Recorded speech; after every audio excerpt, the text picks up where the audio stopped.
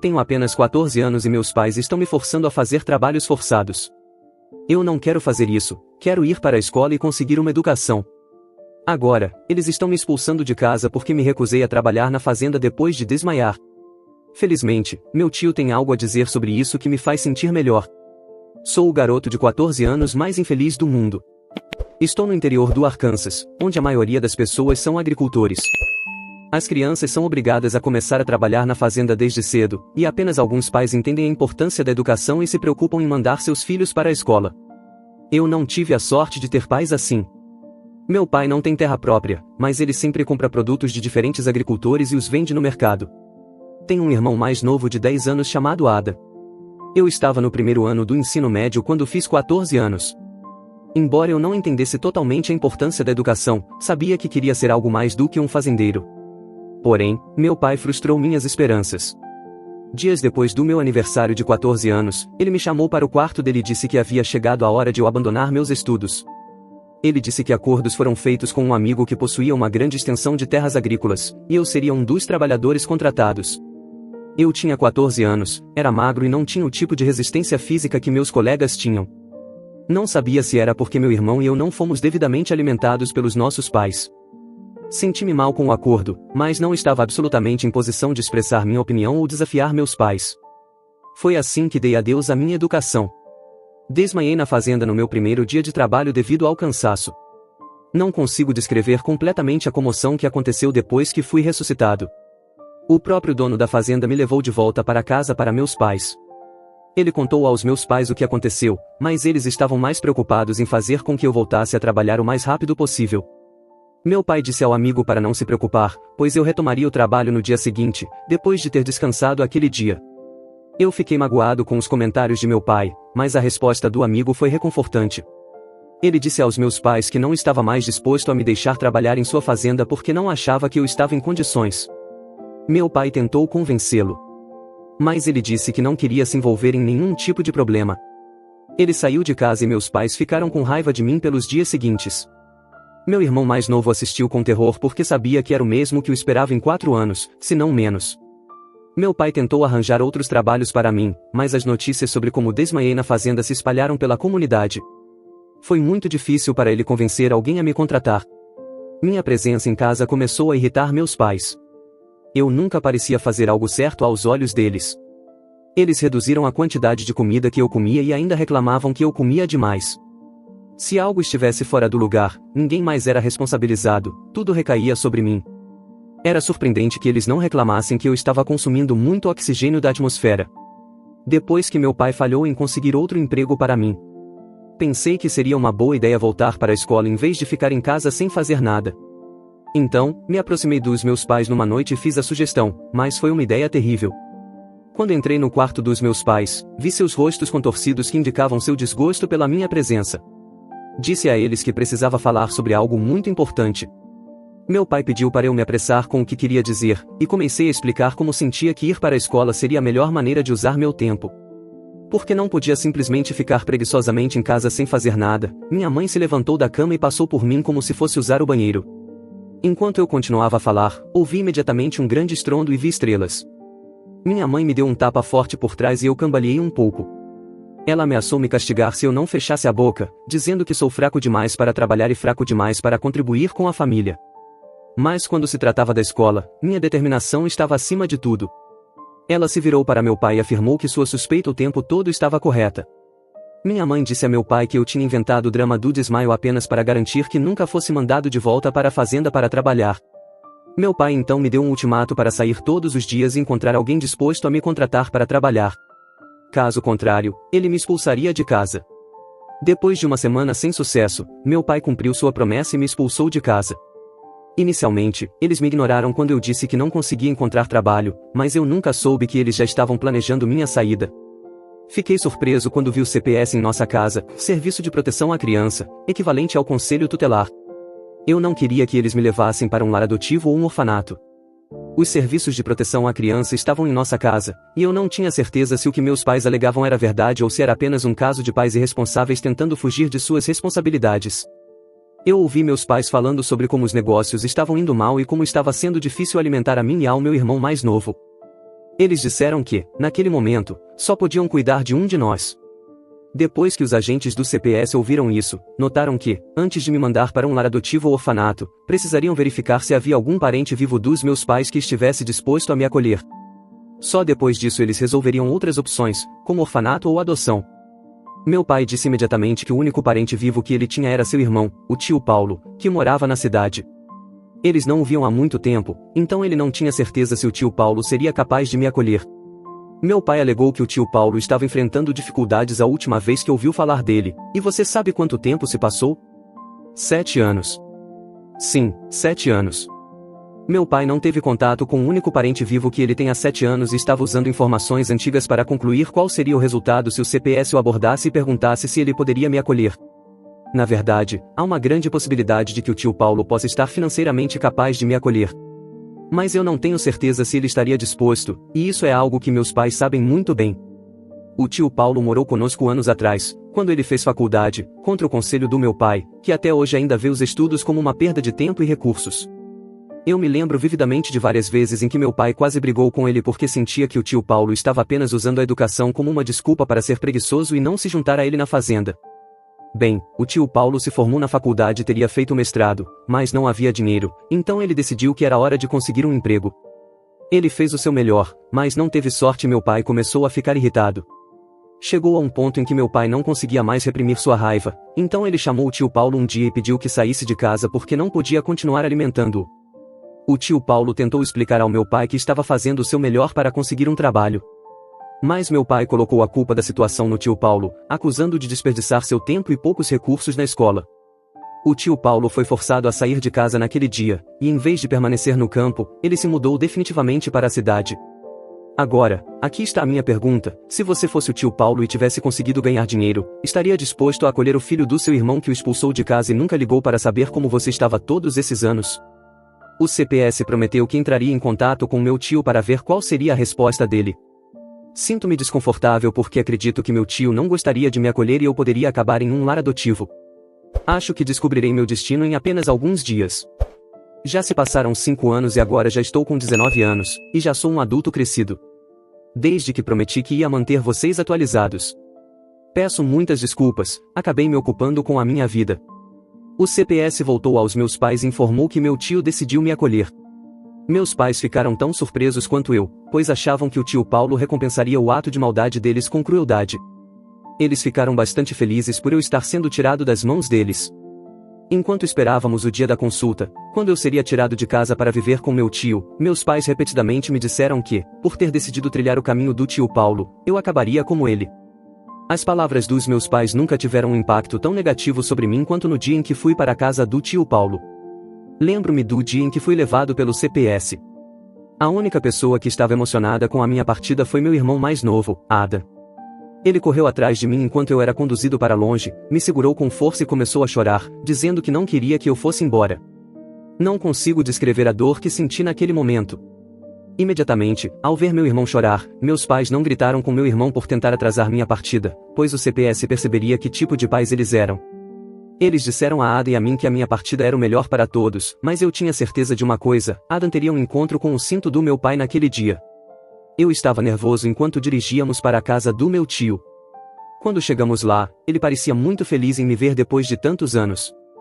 Eu não fui tocado por sua demonstração de carinho e emoção porque senti que tudo aquilo era apenas uma encenação. Eu queria acreditar que ele tinha boas intenções comigo. Após cerca de 5 minutos discutindo com ele, o serviço de proteção à criança me deixou com ele e eu me preparei para o pior, mas nunca veio. O tio Paulo exclamou que eu estava magro como um graveto e depois me mostrou meu quarto. Rapidamente, ele começou a preparar algo para eu comer. A qualidade da refeição era surpreendente, algo que nunca tinha experimentado na vida. Se meus pais consideravam isso um fracasso na vida, eu adoraria me tornar um fracasso também. Eu limpei meu prato em 5 minutos, e sem perguntar se eu estava satisfeito, meu tio serviu mais um pouco. Foi-me permitido tirar uma longa soneca naquela tarde antes de ter uma longa discussão com meu tio. Ele balançou a cabeça com decepção quando expliquei a ele o que realmente aconteceu. Ele me explicou que provavelmente meus pais não queriam envolver o CPS, e que a intenção deles era me jogar fora como lixo.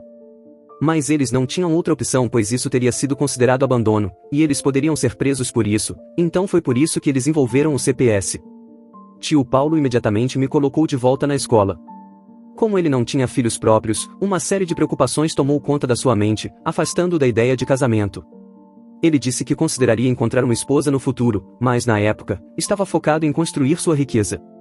2 anos se passaram e meus pais obviamente não tinham dado notícias para saber como eu estava. Eu não esperava isso deles. Então, o tio Paulo decidiu confrontar os meus pais e me levou com ele naquele dia. O carro dele quebrou, então pegamos um táxi e chegamos na casa dos meus pais. Todos estavam lá, meus pais e Ada. Foi Adam quem abriu a porta para nos levar à sala onde meus pais estavam sentados. No momento em que vi Ada, percebi o quanto o tio Paulo tinha sido bondoso e gracioso comigo, transformando-me de alguém magro como um graveto para alguém bem alimentado. Mas isso não foi o mesmo para o meu irmão Ada. Ele estava animado em me ver, mas não expressou isso por medo dos meus pais. Ele apenas ficou na porta e sorriu para nós até meu pai perguntar quem era que veio nos visitar. Ada não disse nada, apenas se afastou para que eu e meu tio pudéssemos entrar. Minha mãe foi a primeira a falar, e tanto o tom quanto as palavras que saíram de sua boca estavam carregados de sarcasmo e zombaria. Ela perguntou se meu tio já estava cansado, e com isso queria dizer cansado de mim. Bem, essa pergunta me cortou como uma faca, era como se eu fosse um fardo para todos ao meu redor. Felizmente, o tio Paulo não perdeu tempo em rebatê-los. Ele disse aos meus pais que me trouxera para que pudessem ver o quanto eu estava melhorando depois que eles me abandonaram.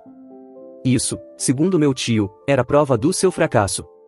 Meu pai disse que a única coisa que viam era eu sugando todos os recursos do tio Paulo, e que essa era a única razão pela qual eu estava tão saudável. Pediram para ele me levar e sair de casa, caso não tivesse mais nada importante a dizer. Tio Paulo o chamou de sem vergonhas e acenou para mim, indicando que era hora de nos despedirmos. Estávamos partindo, mas meu coração estava sangrando e minhas pernas estavam pesadas enquanto todo aquele drama se desenrolava. Meu irmão Ada nem sequer disse uma palavra, e eu sabia que era porque nossos pais já o haviam instruído para que tomasse cuidado e que mantivesse distância. Atualmente, tenho 19 anos e estou na faculdade, mas estou seriamente preocupado com meu irmão mais novo, Ada. Eu sei que ele não pode ter o melhor na vida enquanto estiver sob a influência dos meus pais. Atualização rápida sobre meus pais. Ei pessoal, já se passaram 3 semanas desde que meus pais e o tio Paulo se encontraram. Depois que meu tio e eu voltamos da casa dos meus pais, eu não estava me sentindo como eu mesmo. O tio Paulo percebeu isso rapidamente, quando ele perguntou o que estava acontecendo, abri meu coração. Expliquei que meus pais eram a causa do meu mau humor. Eu sabia que Adam tinha aspirações que não conseguiria realizar enquanto morasse com meus pais. Eles não queriam que ele frequentasse a escola, e não o apoiavam adequadamente. Além disso, meu relacionamento com meu único irmão parecia distante agora, o que não era o que eu desejava. O tio Paulo comentou que a situação do meu irmão era lamentável, mas que não havia muito o que fazer, já que ele morava com nossos pais. Pensei que a solução seria simplesmente ir buscá-lo. Senti que precisava fazer isso e pensei que talvez meus pais o deixassem ele ir, pois eles já tinham me dado permissão voluntariamente, então provavelmente concordariam com a ideia. Pensei em sugerir que outra pessoa assumisse a responsabilidade por Ada, mas o tio Paulo já sabia para onde isso estava indo. Antes mesmo de eu poder fazer a sugestão, ele me disse que a razão pela qual isso não era viável não era porque ele não podia ou não estava disposto a cuidar do meu irmão, mas porque meus pais não estariam dispostos a abrir mão dele. Ainda assim, insisti em tentarmos, e ele observou que poderíamos tentar. Mas ele havia cortado relações com meus pais. Visitei meus pais ontem e, como esperado, eles não estavam felizes em me ver. Minha mãe não estava por perto dessa vez, então era só eu, meu pai e meu irmão. Comecei a contar ao meu pai que queria trazer Adam para morar na cidade onde estávamos, para que ele pudesse frequentar a escola. Meu pai ficou em silêncio por cerca de 2 minutos depois que terminei. Antes de perguntar se eu sentia que ele não tinha interesse no seu filho Ada. A resposta para essa pergunta era muito óbvia, mas eu não queria causar nenhum drama, então simplesmente respondi dizendo que estava considerando o que Adam queria para si mesmo. Meu pai imediatamente explodiu, dizendo que o que ele queria para Ada era mais importante do que o que Adam queria para si mesmo. Ele nem sequer se importava com o que Adam tinha a dizer. Ada estava ali parado, com apenas 15 anos, e assim como fizeram comigo, meu pai já o havia tirado da escola e começado a empurrá-lo para um caminho que ele não queria seguir. Eu não sabia de onde vinha toda essa ousadia. Mas estou grato por ter dito isso. Eu disse ao meu pai que forçar Ada a seguir um caminho que ele não escolheu só iria fazer com que ele guardasse ressentimento contra eles no futuro. No entanto, meu pai argumentou que o contrário seria verdadeiro, pois Ada ficaria grato por lhe ter escutado e trilhado o caminho que ele escolheu para Ada. Nesse momento, Ada estava visivelmente tenso e meu pai me pediu para deixá-lo em paz. Ele me avisou para nunca mais aparecer na casa dele. Eu me levantei e saí. Infelizmente o tio Paulo estava certo. Eu não vou desistir e permitir que meus pais arruinem a vida do meu irmão. Adam tem 15 anos, o que significa que em 3 anos ele terá atingido a maioridade legal, quando poderá tomar decisões por si mesmo. Só espero que quando chegar a hora, ele ainda tenha o desejo de ir para a escola e não tenha sucumbido à ideologia frustrada dos meus pais. Atualização número 3, agora tenho 21 anos. Meu coração está muito pesado enquanto digito isso. Você deve estar se perguntando como cheguei até aqui, especialmente porque fazem apenas 2 anos desde a minha última atualização. Bem, 2 anos são tempo suficiente para que as situações mudem drasticamente para uma pessoa. Meu tio e eu vivemos tranquilamente depois que concluí que não tinha mais pais. Mas comecei a notar algo com o tio Paulo, sua saúde estava piorando. Preocupei-me com isso e perguntei a ele, mas ele disse que não havia com o que se preocupar. Encontrei conforto em suas palavras de encorajamento, até que um dia ele me ligou e iniciou uma discussão sobre como encontrar sempre forças na vida, mesmo quando se sente sozinho. Parecia estranho, mas eu tentei não ler nas entrelinhas.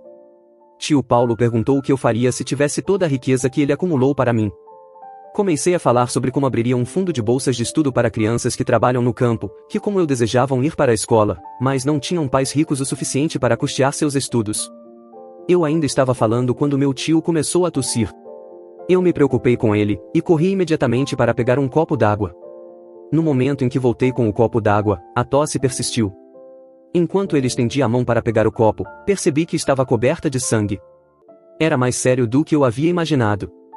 Como a situação parecia fora de controle, encorajei meu tio a irmos imediatamente para o hospital, mas ele estava bastante calmo sobre tudo isso. Foi então que ele me revelou que tinha câncer de pulmão em estágio avançado. Segundo ele, já havia passado por vários tratamentos antes, mas a situação havia piorado. Senti-me muito mal. Mas o golpe maior veio quando ele me disse que os médicos haviam dado a ele apenas alguns meses de vida. Eu não sabia o que fazer. Eu faria qualquer coisa que fosse exigida de mim para salvar a vida do meu tio. Não suportava a ideia de perdê-lo, então comecei a sugerir que ele tentasse outros centros médicos conhecidos ao redor do mundo. No entanto, ele me disse que já havia explorado várias opções. E todos eles tinham o mesmo diagnóstico. Perguntei ao meu tio por que ele não havia comentado nada comigo e então ele me disse que não queria me preocupar.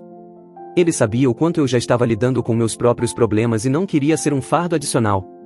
Ele preferiu enfrentar essa batalha sozinho, esperando que de alguma forma pudesse proteger aqueles que amava da dor que estava sentindo. A revelação me abalou profundamente. Senti uma mistura de tristeza, raiva e impotência. Mas acima de tudo, senti a necessidade de estar ao lado dele, de apoiá-lo de qualquer maneira que pudesse. Então, prometi a mim mesmo que passaria o máximo de tempo possível com ele, criando memórias e aproveitando cada momento. Desde então, vivi atormentado todos os dias, porque cada dia era um lembrete da doença que limitava o tempo que eu tinha para passar com alguém que significava o mundo para mim. Informei ao tio Paulo sobre meu desejo de ligar para meus pais e avisá-los sobre o que estava acontecendo. Mas ele me pediu para não fazer isso. Disse que eles o haviam abandonado durante toda a vida e que, portanto, não precisava deles agora que sua vida estava chegando ao fim. O tio Paulo então me informou que eu seria o único herdeiro de tudo. Eu pensava que era apenas a bela casa que ele construiu com uma modesta quantia em sua conta, mas estava completamente enganado. O tio Paulo disse que valia $500.000 e tudo seria meu. Foi o que aconteceu. Eu não me importei em desobedecer ao desejo do meu tio, liguei para meus pais. Eu sabia como as coisas estavam difíceis entre nós, mas estava disposto a ignorar a dor que meus pais me causaram ao longo dos anos para que meu pai pudesse se reconciliar com seu único irmão, que estava prestes a morrer. Meu pai não atendeu, então liguei para minha mãe. Ela atendeu e ouviu minha voz claramente. Ela resmungou e passou o telefone para meu pai. Ele respondeu com um sim, o que significava que eu tinha alguns segundos para explicar o motivo da ligação. Eu disse a ele que o tio Paulo estava gravemente doente e internado no hospital. Eu ainda estava falando, prestes a chegar ao ponto em que o tio Paulo tinha apenas algumas semanas de vida, quando meu pai explodiu de raiva ao telefone. Ele disse que, após tudo o que meu tio fez com ele, eu estava agora ligando para pedir dinheiro para tratamento, o que não era a parte dolorosa. A parte dolorosa foi quando meu pai disse que mesmo que tanto o tio Paulo quanto eu estivéssemos morrendo, não receberíamos um centavo do seu dinheiro suado, então encerrei a ligação. Esse homem era sem coração e cruel. Eu não teria ficado tão irritado se tivesse escutado o tio Paulo e não entrado em contato com meu pai. O tio Paulo faleceu esta semana e apesar de termos conversado muito sobre ser forte quando ele partisse, simplesmente não tem como estar preparado para isso. Sua partida deixou um vazio profundo em minha vida. Ele não era apenas um tio, mas um grande amigo próximo. Eu o via como um pai. Suas palavras de sabedoria e seu apoio incondicional foram uma luz constante em momentos difíceis. Agora, sem ele, sinto-me perdido. A dor da sua ausência é imensa, e a realidade de que não poderei mais ouvir sua voz tranquilizadora é difícil de aceitar. Ainda assim, tento me consolar com as lembranças dos momentos preciosos que compartilhamos e com o impacto positivo que ele teve em minha vida. Como contei a vocês, desobedeci o último desejo do meu tio de não informar meus pais sobre sua doença. E depois que meu pai deixou claro que não se importava se eu ou meu tio estivéssemos mortos, decidi não deixar meus pais saberem que ele havia falecido. Nunca havia organizado uma festa na minha vida, muito menos um funeral, então não tinha ideia por onde começar. Felizmente, as coisas parecem estar fluindo sem estresse por enquanto. Quando informei os amigos mais próximos dele sobre sua morte, eles assumiram a responsabilidade de garantir que meu tio tivesse um enterro adequado. Chegou o dia do funeral. Foi lamentável não ter familiares por perto para me oferecer o apoio emocional que tanto precisava. Tio Paulo não era apenas um tio para mim, ele foi como o pai que meu próprio pai se recusou a ser, a mãe que minha própria mãe se recusou a ser, e muito mais. Como ele não tinha religião, a cerimônia não ocorreu em uma igreja, mas em uma casa funerária, conforme seu desejo expresso. Era hora de prestar nossas últimas homenagens, e fui o primeiro a ver tio Paulo deitado no caixão, como se estivesse apenas dormindo tranquilamente. Parecia um pesadelo do qual daria qualquer coisa para acordar. Foi um desafio segurar as lágrimas e manter a compostura como um adulto. Encontrei um canto onde poderia deixar meus pensamentos fluírem sem interrupções. De repente, fui trazido de volta à realidade ao ouvir alguém descrever o tio como uma boa alma. A voz era surpreendentemente familiar, parecida com a do meu pai. Virei-me e vi meus pais ali, ao lado dos últimos amigos do tio, que se aproximavam como se o conhecessem profundamente. A tristeza que senti imediatamente se transformou em raiva, e comecei a caminhar na direção dos meus pais, sem ter ideia do que faria a seguir. Mas eu sabia que não queria que eles estivessem lá. Eles não deveriam estar lá.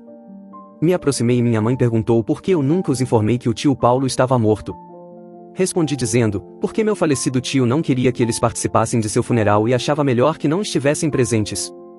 Minha mãe respondeu que eu não tinha o direito de fazer tais exigências, e eu estava prestes a criar uma cena quando fui interrompido. Era hora de proceder com a cremação do meu tio e então ignorei meus pais. Eu estava prestes a continuar cuidando dos detalhes finais quando minha mãe mencionou que meu orgulho seria quebrado agora que meu tio havia falecido sem me deixar nada. Optei por não responder ao comentário provocativo e continuei com o processo de cremação, que se concluiu em poucos minutos. Agradeci a todos por terem vindo e convidei os presentes a irem à casa para um lanche leve. Meus pais estavam entre os que compareceram. Enquanto recebia os pêsames de alguns convidados, meus pais entraram pela porta e ficaram surpresos ao verem a casa que meu falecido tio havia construído. Eles se aproximaram de mim e perguntaram se era verdadeiramente a casa que meu tio havia construído. Levantei-me do sofá onde estava sentado com os convidados, olhei para meus pais e dei uma resposta inesperada. Disse a eles que meu tio realmente construiu a casa, mas agora ela era minha. Minha mãe perguntou se eu realmente quis dizer o que acabei de dizer, e eu respondi que sim. Mesmo após a partida do tio Paulo, eu tinha $500 mil na minha conta. Suas mandíbulas caíram, mas enquanto ainda estavam procurando as palavras para dizer algo, eu pedi que saíssem da minha casa. Todos ficaram extremamente surpresos. Bem, meu pai disse que eles ainda eram meus pais e eu não deveria simplesmente desrespeitá-los assim. Mas chamei a segurança e pedi para retirá-los, tenho certeza de que o tio Paulo estaria sorrindo se pudesse ver meus pais sendo vergonhosamente expulsos da casa. Pedi desculpas aos convidados pelo pequeno caos e assegurei-lhes que era isso que meu tio teria desejado. Em breve, irei buscar meu irmão Adam, que atualmente tem 17 anos. No próximo ano, tentarei convencê-lo a vir morar comigo para que meus pais possam passar o resto de suas vidas a sós. Pretendo dar ao meu irmão Adam a vida que meus pais tiraram dele, a vida que ele realmente merece. É difícil para mim aceitar as tentativas recentes dos meus pais de se aproximarem. Embora eles agora pareçam mais bondosos, não consigo deixar de sentir que seus gestos são motivados não pelo amor genuíno, mas pelo interesse na herança. Essa percepção tem me afastado ainda mais deles, pois valorizo conexões autênticas e genuínas, não movidas por ganhos materiais. Prefiro manter uma distância. Agradeço a todos pelo apoio ao longo de tudo isso e por me ouvirem. Imagine o que esse jovem passou. Ter pais que nunca se importaram com ele e que mesmo assim, tiveram a audácia de aparecer em sua casa após o funeral. E para piorar, agora eles tentam se aproximar apenas porque sabem que ele herdou uma fortuna, querendo se aproveitar disso. Quero saber o que você pensa sobre isso. Se você herdasse uma herança de $500 mil, e então sua família tentasse se aproximar depois de tudo o que aconteceu, como você reagiria? Quero muito saber sua opinião sobre isso. Por favor, deixe seu comentário abaixo. E não se esqueça, se você ainda não se inscreveu no canal, aproveite para fazê-lo agora e ative o sininho de notificações do YouTube. Dessa forma, você será avisado quando eu postar outra história interessante. Um forte abraço e até a próxima história.